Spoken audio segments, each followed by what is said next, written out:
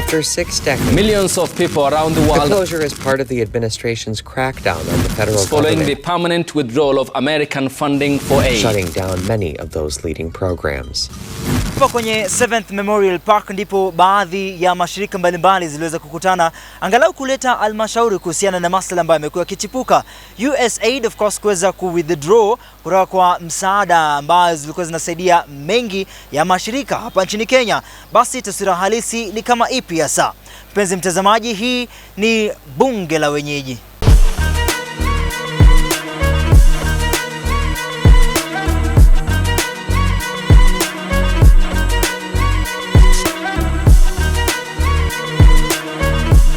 My name is Don Shambox.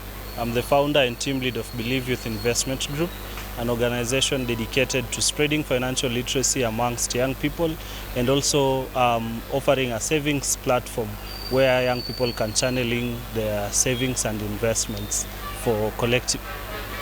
All right, so what are we doing today? Yeah, today we were having a discussion on financial aid, basically just trying to analyze the impact that the Usaid funding freeze has had on the community, individuals and organizations in general, and now trying to charter a way forward. How do we move on from dependency on donor funding?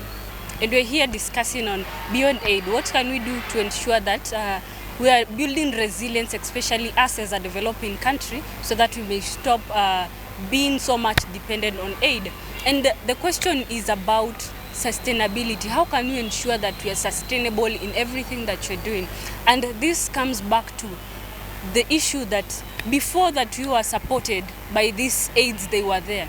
It means that we were existing before. So there is the need of us taking the indigenous knowledge that we were having and connecting it with the modern technology or the modern solution that we are having, so that we may ensure that we are creating a more sustainable world, or rather a more sustainable society here in Kenya that is especially fitting in what we are suffering currently with, instead of getting solutions that are outside there and bringing them into the society that we are in here, meaning that they are not going to fit in here.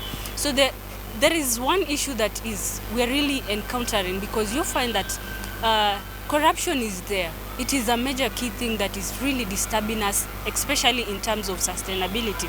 We are having on the issues that you find that the youths are not really included in the decision-making tables. You find that in a certain maybe board, there is only probably one youth, and that youth is 35. Is turning 36 in maybe by the end of the year. Does that mean that person is a youth? No. So we have to ensure that there are clear structures that are ensuring that the youths are really included in development sector. And also a call to action. A call to action is to ensure that in this boardrooms, in these decision-making tables, let us ensure that there are structures.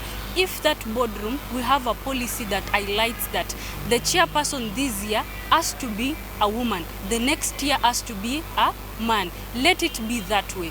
Also in terms of persons with disability, let it have, whether in that organization, whether in that body there is a person with disability or there is no person with disability, it has to be made sure that there must be a person with disability in that board, in that organization, to ensure that whatever we are always talking, because this is a dialogue, we have talked about those call to actions. Let us go out there and ensure that whatever we have discussed, whatever we have been discussing, we are ensuring that that is what we are doing. Bringing young people together as we think through development in matters of policy, conversation, and pushing the dialogue forward.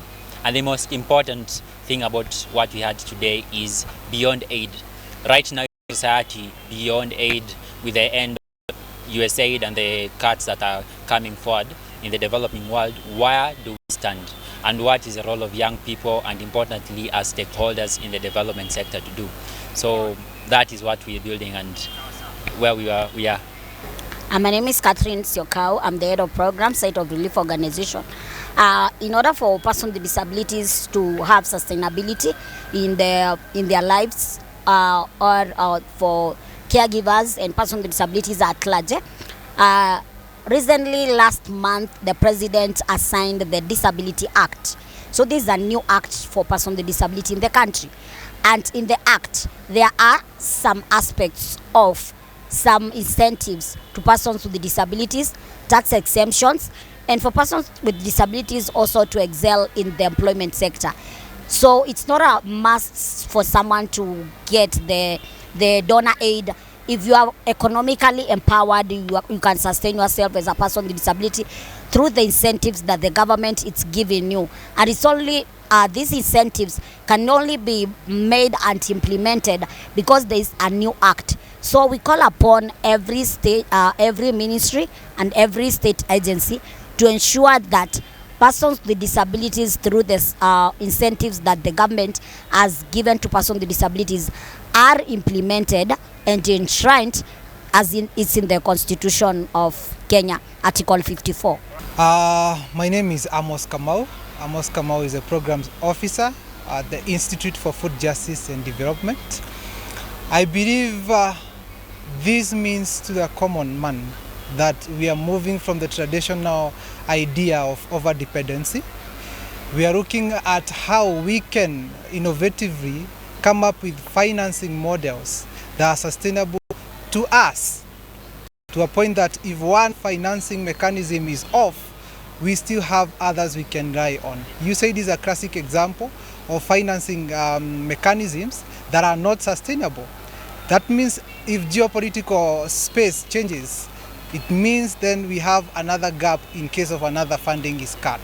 And also, we need to focus on our internal domestic financing to a point that our key sectors like nutrition are not heavily reliant on donor aid.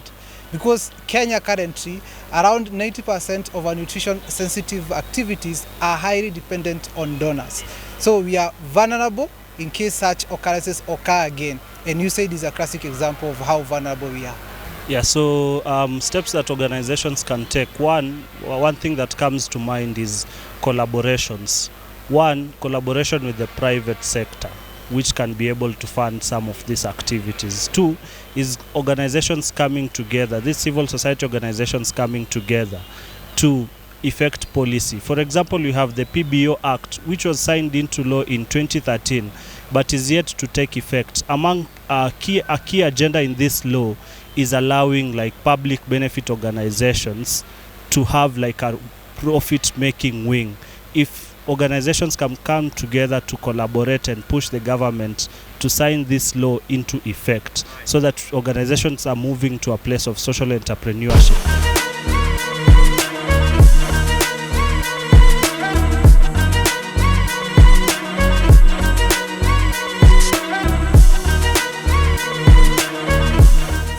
In today's conversation on financial aid, some of the key pointers that I find very fundamental in improving our financial capabilities at the moment is collaboration, especially in having sectors working together so as to achieve a common financial goal. That is actually going to help us to avoid more codependency on rentier states. That is, states that are superpower countries. So once we have our own collaboration, once we have our own system that are well strategized, I believe that's something we can end. Building on the conversation we've had, the importance of going beyond aid, with the recent aid cuts in all our sectors, we as the young people, importantly as young people involved in development sector, we've come together to build on this conversation, pushing it forward to the development sector, whereby we're inviting the government, we're inviting the private sector, and building an intergenerational conversation on how each one of us would be useful to empower our communities to be able to bring solutions in all these sectors. I'm Brenda Oloch from the Kenya Youth Climate Advisory Council, and today we've had a very insightful conversation about resilience beyond aid. And indeed, we are resilient. We have the solutions, we have the resources, and we have the capacity to keep funding our initiatives even beyond aid. And what are these strategies? First, our country is so rich in resources, and the resources that we have locally, if they are well managed and mobilized, then they can fund. And I think the agreement, we are all in agreement that end of aid is not a death sentence, but rather we want to view it as a lifeline where our ecosystems become mature to deal with financial shocks. So we agree here today that whatever small ways, whatever small impact that we are creating within our small organizations, we are making a commitment to take actionable steps in that our organizations and the work that we do, the structures of our organizations are more self-sustaining, even in the event of donor cuts. My name is Yvonne Mukwe. I'm the director Giving Light to Society and also the founder at Giving Light to Society and co-founder Baada Growth Center.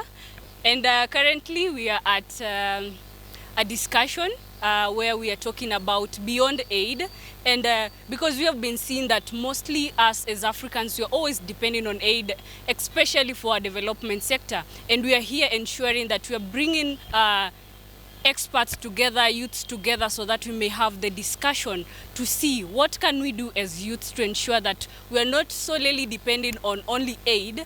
What else can we do? Today's conversation was directional to the aspect that we as young people are asking the right questions. Where are we heading to? Do we want a future for Kenya that is highly dependent on aid? So we are looking forward and towards a resilient country that solves its own internal issues. In terms of food security, we have our own domestic initiatives that are sustainable to this point that we can feed our own country, that we can be able to provide essential services in terms of health, in terms of education, and in terms of agriculture, and that we are able to be sustainable. And making our country to be free and have their autonomy, to have a direction on what they do in their agriculture, what they do in their nutrition sector, as well as increasing domestic funding in these sectors and avoiding putting them to the hands of external donors is, I believe, this is a conversation that we should have, and this today's session set the pace for asking the right questions and looking for answers that are sustainable. My name is Catherine Siokau. I'm the head of programs, Site of Relief Organization. My call of action to everyone out there and even to our government is to ensure that everyone in this country, regardless that we are getting the donor aids or not, that all the sectors, education, health sector, the agriculture sector is well budgeted so that people really don't have to rely on the donor aid. And for persons with disabilities, there are projects that were affected by Usaid cutting of funds. The government, to ensure that the inclusion aspect has been adhered to, as we are aware that there is a new Disability Act which the President assented a month ago, and it has to be implemented so that everyone is included as it is in the Act or in our Constitution.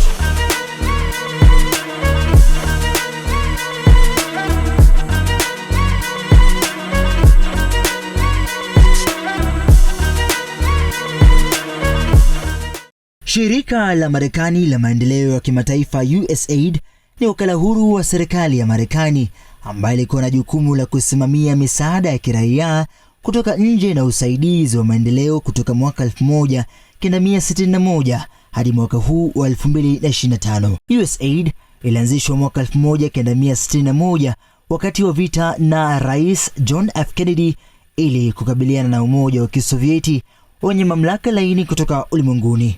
Usaid ilitekeleza programu katika afya ya kimataifa, misaada ya majanga, elimu, maendeleo ya kiuchumi, ulinzi wa mazingira na utawala wa kidemokrasia. Kwa wastani wa malipo ya kila mwaka ya takriban dola bilioni 23 kutoka mwaka 2001 hadi mwaka 2024, Usaid imekuwa mojawapo ya mashirika makubwa ya misaada duniani na ilichangia misaada mingi ya kigeni ya Marekani. Hili lilikuwa ndilo la juu zaidi ulimwenguni kwa masharti ya dola na misheni katika zaidi ya nchi 100. Mnamo mwaka 2025 mwaka huu, utawala wa Trump ulighairi 83% ya programu za Usaid na kuwafuta kazi 94% ya wafanyikazi tangu tarehe 1 Julai mwaka huu. Idara ya jimbo la Marekani imesimamia usaidizi wa kigeni wa Marekani. Chombo hicho halali na rasmi bado kipo. Idhini ya bunge inahitajika ili kuifuta rasmi.